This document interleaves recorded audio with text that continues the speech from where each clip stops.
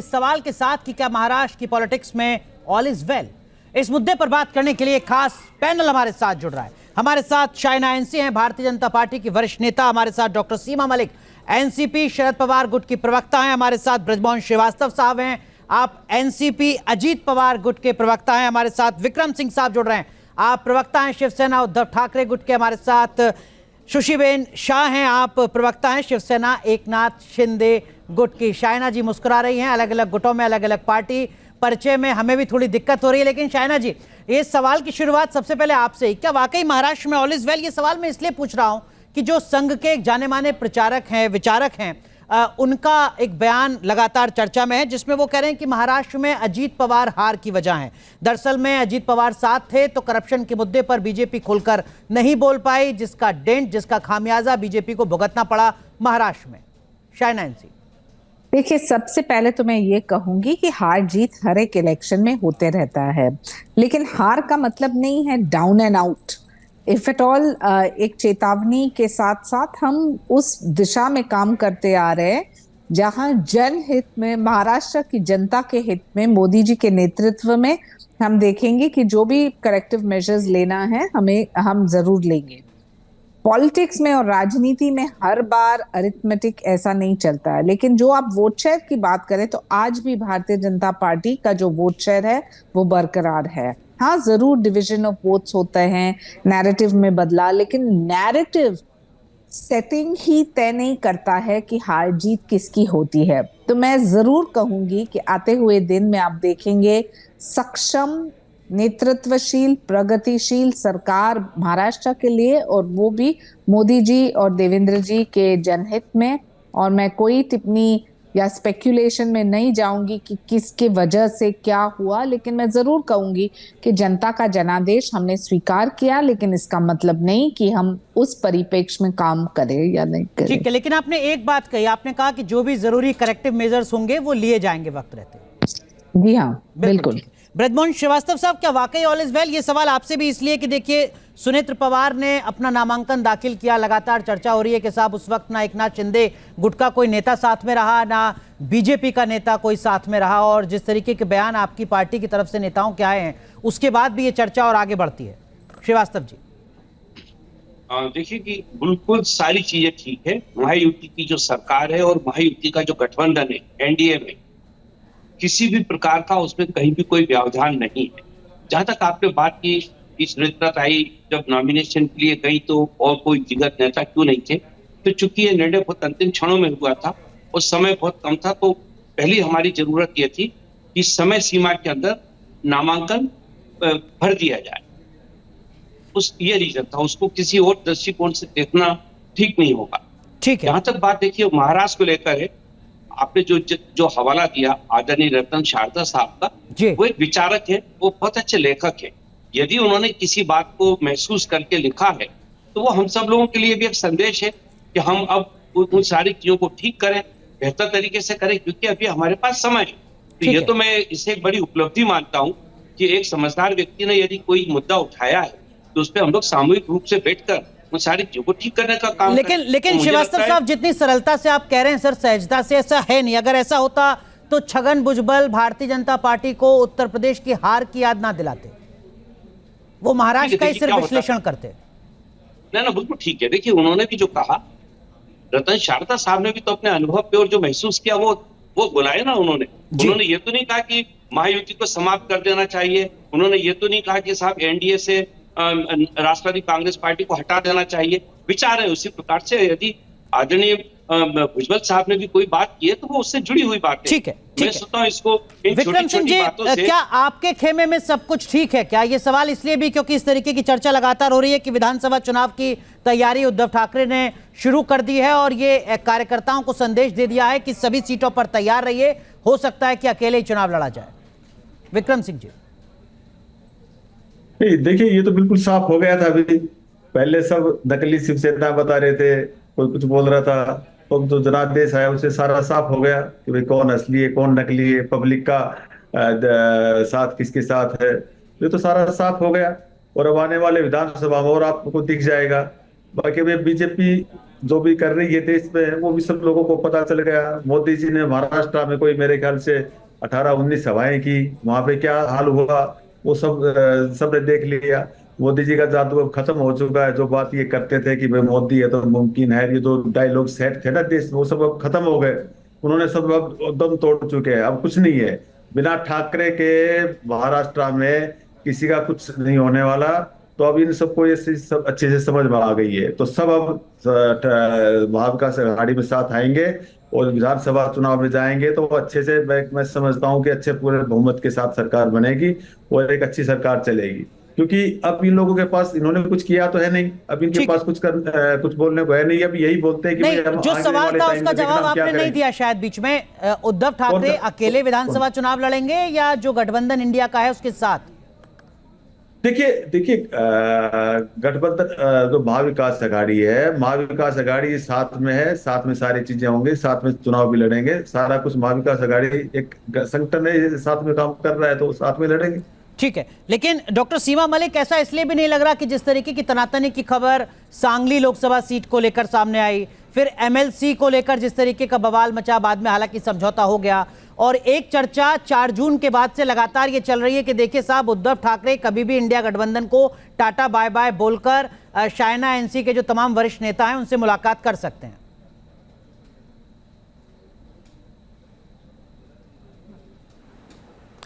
देखिए, ऐसा कुछ भी नहीं है, और ये चीज़ें होती हैं, कुछ भी आप मतलब बोलने के लिए तो कुछ भी बोला जा सकता है। और बड़ी आज भी उनकी सांसद हैं, उन्होंने बहुत क्लियरली बोला ये बात कि हम जो है इलेक्शन जो है हम लोग वहाँ विकास आघाड़ी के साथ ही लड़ेंगे और बड़ी मजबूती से लड़ेंगे हम सब मिलके।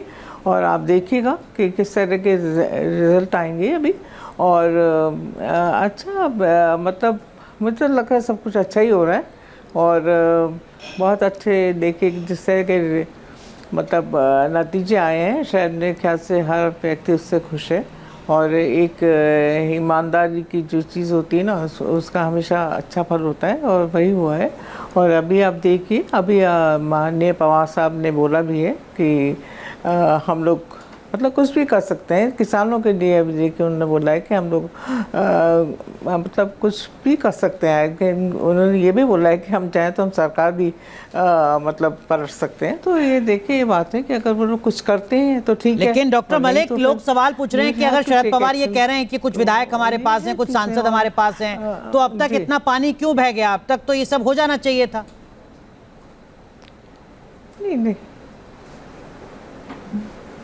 नहीं, देखिए, ये सवाल जो कुछ भी होता है वो एक टाइम से होता है, और वो टाइम से ही होगा जो भी होना है। ठीक है, और जो भी ठीक है, देखते हैं। लेकिन शायना एनसी, आप सुशीबेन शाह आपके पास भी आऊंगा। शायना एनसी, आपको लगता है कि उद्धव ठाकरे के लिए लोकसभा चुनाव वाकई कोई बड़ी उपलब्धि रहा है? जब आपके साथ चुनाव लड़ते थे तो 18 सांसद होते थे, अब 9 सांसद उनके चुनकर आए हैं। वो कांग्रेस के मुकाबले महाराष्ट्र में ए टीम होते थे अपने सहयोगी दलों के, अब बी टीम बन गए हैं कांग्रेस के। क्या वाकई उनके लिए फायदे का चुनाव रहा है? मुझे लगता है कि सबसे बड़ा नुकसान हुआ है तो वो उद्धव ठाकरे जी को। आप आंकड़े देखिए, जहां वो 18 सीट्स लड़ के जीत के 18 सीट्स जीतते थे, वहां उनका स्ट्राइक रेट 9 पर पहुंचा है, ज्यादा सीट लड़ते हुए। लोगों ने उनको स्वीकार नहीं किया। और जो आप एक वोट बैंक की बात करें तो बरकरार रूप से सिर्फ एक मुस्लिम दलितों को पहुंचना, या ये एक चलाना कि देखिए जो आपको भारतीय जनता पार्टी के खिलाफ वोट करना है तो हमें वोट कीजिए, तो भी उनका वोट शेयर इतना कुछ खास नहीं, 4% है उनका वोट शेयर।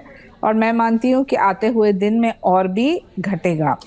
रही बात, यहाँ कोई किसी को टिप्पणी देने के लिए नहीं बैठे हैं, सभी अपने अपने राजनीतिक रूप से तय करेंगे कि उनकी पार्टी की प्रतिक्रिया क्या होनी चाहिए रणनीति।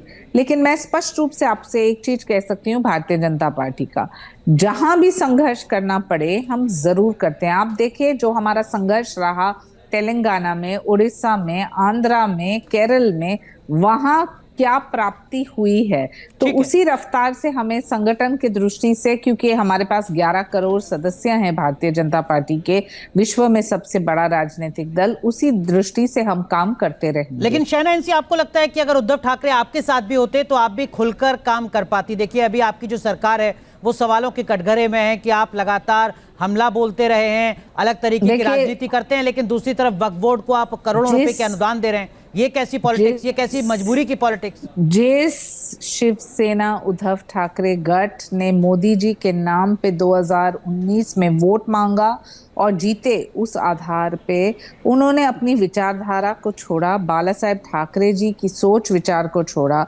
तो मुझे नहीं लगता है कि हमें कोई स्पष्टीकरण देने की आवश्यकता है। जनता सब कुछ जानती है और जनता जानती है कि किसका साथ देना चाहिए, और आते हुए दिन में प्रगति की राजनीति चाहते हैं तो वो क्यों और किस दृष्टि से भारतीय जनता पार्टी को ही चुनना पड़ेगा। सुशीबेन शाह, क्या वाकई इस चुनाव से एकनाथ शिंदे को, आपके गुट को कुछ हासिल हो पाया है, या जो प्रयोग आपने किया सत्ता के लिए वो प्रयोग कहीं असफल होता नजर आ रहा है, खासकर इन सवालों के बीच कि भाई ये कैसी राजनीति की वक्फ बोर्ड को आप करोड़ों रुपए दे रहे हैं, दूसरी तरफ अलग तरीके की राजनीति कर रहे हैं? सबको गुड इवनिंग, जय हिंद और जय महाराष्ट्र। मैं आपको एक बता दूं कि हमारी जो महायुति है, स्पेशली बीजेपी और शिवसेना शिंदे गुट की, वो एक नेचुरल अलायंस है। आई थिंक हमारा अलायंस बीजेपी के साथ सबसे पुराना है। आप अजीत पवार का नाम भूल गए? एक मिनट, अजीत पवार आएंगे ना, मैं पहले हमारी दो की बात करूं। ठीक है। एनसीपी हमें जुड़े हैं। अजीत दादा बड़े एक एबल एडमिनिस्ट्रेटर हैं, बहुत मेहनती, प्रभावशाली उनका ग्रिप है एडमिनिस्ट्रेशन पर, वो बात अलग है। लेकिन अभी मैं बीजेपी और हमारी नेचुरल अलायंस की बात कर रही हूँ। तो वो उसकी मेन आइडियोलॉजी क्या है? हिंदुइज्म, हिंदुत्व, राष्ट्रवाद। और इसीलिए हमारे सीएम सर कहते हैं कि हमारा जो जोड़ है वो फेविकॉल जैसा है, कभी ना टूट सकता, कभी ना पिघल सकता। तो एक समझ लीजिए, ये बात हमारी है। नहीं, यही बात थोड़ी समझ से परे है। वक्फ बोर्ड को करोड़ों रुपए की फंडिंग की जो चर्चा इस वक्त चल रही है, जब आप कह रही हैं कि हमारी राजनीति हिंदुत्व, राष्ट्रवाद, तभी इस बीच ये खबर सामने आई है। नहीं, वक्फ बोर्ड में जो हमें एक बात याद रखिए कि हमारे सीएम सर एक कॉमन मैन के सीएम है। जो भी महाराष्ट्र में रहता है वो सभी के सीएम, सभी का दायित्व, सबको साथ में लेके चलने का काम हमारे सीएम सर करते हैं। क्योंकि हमारा टैगलाइन, हमारा मोटो ही है सबका साथ, सबका विश्वास, और ये चलते हुए हम साथ में चल रहे हैं। अभी दूसरी बात आपने कहा कि अबाउट कैसे एनसीपी के साथ आप रहेंगे, आपने आरएसएस ने क्या कहा। देखिए मेरे भाई, आरएसएस से बहुत जुनी जमीन से जुड़े हुए एक संगठन है, और उनका जो ऑब्जर्वेशन आता है उन पर आप अमल करेंगे। लेकिन एक बात नहीं भूली जाए कि आप लोकसभा का इलेक्शन देखिए, कोकण में, नॉर्दर्न महाराष्ट्र में और बंबई में हमारा दमदार हमारी सीट्स आई हैं। आज भी 130 सीट पर हमारी लीड है। ठीक है, एक समझिए, हम नाराज हुए, हताश हुए, बिल्कुल, लेकिन हम साथ में चलने वाले लोगों में से हैं। लेकिन विक्रम सिंह साहब, क्या वाकई ये गठबंधन आगे बढ़ पाएगा तब, जबकि एक तरफ वक्फ बोर्ड, दूसरी तरफ हिंदुत्व की राजनीति का दावा? जीतेगा भी। विक्रम सिंह साहब, क्या यही शिवसेना है? मेरे एक सेकंड और देखिए अनुराग जी, एक बार और जी बोलिए, कंप्लीट कीजिए। अनुराग, दूसरी बात ये मैं कहना चाहूंगी कि हमारी स्ट्राइक रेट 47% की स्ट्राइक रेट रही है, हाईएस्ट है। और यूबीटी की स्ट्राइक रेट हमारे से कम, और उनका जो वोट शेयर देखा नहीं, वो तो बेचारे बी टीम बन गए, वो तो बी टीम बन गए कांग्रेस की। लेकिन विक्रम सिंह साहब, बी भी नहीं, सी टीम। ये गठबंधन की मजबूरी होगी क्या कि हिंदुत्व की राजनीति का दावा भी और वक्फ बोर्ड को फंडिंग भी? अरे भाई, हिंदू भाइयों बहनों बोल नहीं सकते। आप मुझे बताइए कि आज गठबंधन जो चल रहा है, ये जनता ने गठबंधन को समझ के रिपोर्ट दिया है। और जब इतनी सारी सीटें जैसे ये कह रहे थे कि भाई ये तो नकली हैं, ये तो ये है, ये तो कुछ नहीं आएंगे, सब खत्म हो जाएगा, तो क्या हुआ? ये तो सबने देख लिया। तो इसको गठबंधन को एक मजबूत गठबंधन है, और ये गठबंधन डंके की चोट। अरे भाई, आप तो भाग गए थे इलेक्शन से, अंधेरी में जब उपचुनाव होता था तब आप नहीं आए, कॉर्पोरेशन के चुनाव नहीं करा रहे, आप तो डरे हुए हो। आप लोगों ने हाँ। निशान भी छीन लिया, आप लोगों ने नाम भी छीन लिया, और आप कर रहे हो मोदी जी का जादू। अरे आप भैया, ठाकरे साहब का हमसे चेहरा लिए कम फिरते हो, स्ट्राइक रेट, फिर भी आपकी हमसे हालत, कम फिर भी स्ट्राइक रेट। आपकी आप हालत क्या है। बात कर रहे हो? आप हिंदू भाइयों बहनों बोल नहीं सकते, इतना अरे डर गए आपने हैं। हिंदुओं के लिए क्या किया? आपका मेन आपने क्या वोट, किया? आपका अभी वोट आपने बैंक कहा कि सिर्फ हमने फतवा की नोटबंदी राजनीति करेंगे, रही जो गई है, आतंकवाद की कमर सिर्फ तोड़ेंगे। माइनॉरिटीज का वोट ठीक पर है। आप चल रहे हैं। आप ठीक है, आपका ठीक है। मराठी के लिए मानुस आप का, डींगे मारते आपका हो। मुंबईकर का आप वोट कह रहे हो आपसे कि बिछड़ गया ठीक है, ठीक है, ठीक है। कोकण आपके साथ नहीं है, लेकिन बम्बई आपके भाई, साथ वो नहीं लेकिन है। ब्रजमोहन श्रीवास्तव, महाराष्ट्र प्लीज आपके प्लीज साथ प्लीज नहीं माफ है। कीजिए। ब्रजमोहन श्रीवास्तव, क्या आपको लगता है कि वाकई अजीत पवार, समझना बीजेपी और शिवसेना एकनाथ शिंदे गुट में अपने आप को फिट कर पाएंगे? तब जबकि रतन शारदा तो पहले व्यक्ति हैं जिन्होंने आपत्ति जताई है, ये आवाज आने वाले वक्त में और ज्यादा उठेगी, और ज्यादा मुखर होगी। देखिए, सबसे पहले तो रतन शारदा साहब का आप जो जिक्र कर रहे हैं, उन्होंने जो अपने आर्टिकल में बात लिखी है, वो हम लोगों को एक संदेश उन्होंने दिया है। और हम तीनों में, मतलब मैं ये कहना चाहता हूं कि आदरणीय एकनाथ शिंदे साहब, आदरणीय देवेंद्र फडणवीस साहब और आदरणीय अजीत दादा पवार, तीनों के बीच में भरपूर संवाद है।